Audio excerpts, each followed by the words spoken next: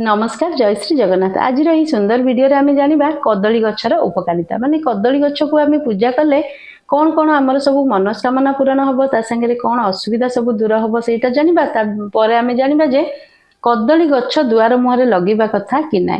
प्रथम आम जाना जे कदली गछ को दुआर मुहर लगेबानी कहीं कहले कदली गछ को जदि शास्त्र रे लिखाई कदली गछ दुआर मुहर रहिबा कथा नहीं, घर कांथ को बाजिबा कथा नहीं।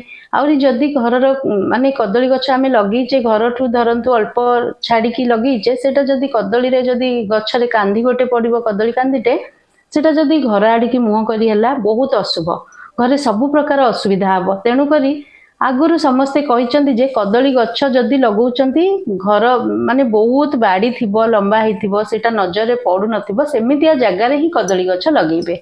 तेणुक दुआर मुहर केबे भी कदली गछ लगेबेनी कहीं ना कदली गछ तो शुभ घर प्रतिष्ठा हो बाहाघर हो गणेश पूजा सरस्वती पूजा सबुथिरे दीटा कदली गछ लगुच समस्ते जानते किंतु घर दुआर मुहर केबे भी लगेबेनी। आमे बाहर की जाऊ जाऊ कि घर कांथ को अल्प छाड़ी कौ पटे भी लगेबेनी, बहुत लंबा बाड़ी अच्छी जदि लगेबे यही कथाटी मानतु निश्चित भाव सब मंगल हम। तापर आमे जानिबा जे कदली गछ को कौ दिन आमे पूजा करिबा।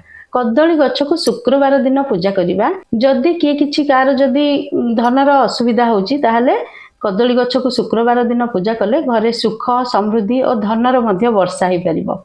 द्वितीय कथाटी हूँ कदली गछ को शुक्रवार दिन पूजा कले भगवान विष्णु और माँ लक्ष्मी विशेष कृपा प्राप्ति होता है। तृतीय कथाटी हूँ संतान संबंधी जदि किछि कार चिंता अच्छी से चिंता दूर हो जार छुआ पिला हेबारे विलंब होची एही कदली गछ को पूजा कले से माने से असुविधा मध्य पूरण हो। आउ जदि भी पिला माने कथा मानु नाहंती शुक्रवार दिन कदली गछ को पूजा कले पिला माने मध्य शांत हेबे कथा मानिबे पिला माने मध्य सुखरे रहिबे संतान माने। आ जार बाहाघर मध्य डेरी होउची पुओ हो किबा झियो हुंतु जदि बाहाघर विलंब होउची ताहले कदली गछ को पूजा करिवे। पुओ पिलांगर जदि विलंब होउची माँ माने पूजा करिवे।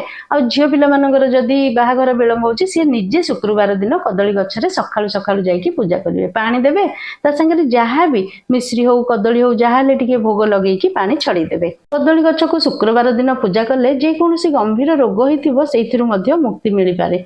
मानसिक रोग थिले मध्य शांत मिले। जदि भी मुंडरे किछि टेंशन आमर पसिकी रहउची शुक्रवार दिन कदली गछ को पूजा करंतु निश्चित भावे शांति लागिवो। आ जदि आपणकर बिजनेस रे जदि किछि कि जॉब रे किछि रिलेटेड किछि जदि टेंशन होउथिबो कदली गछ को शुक्रवार दिन पूजा कले ए सब असुविधा रो आपण माने दूर होई परिबे।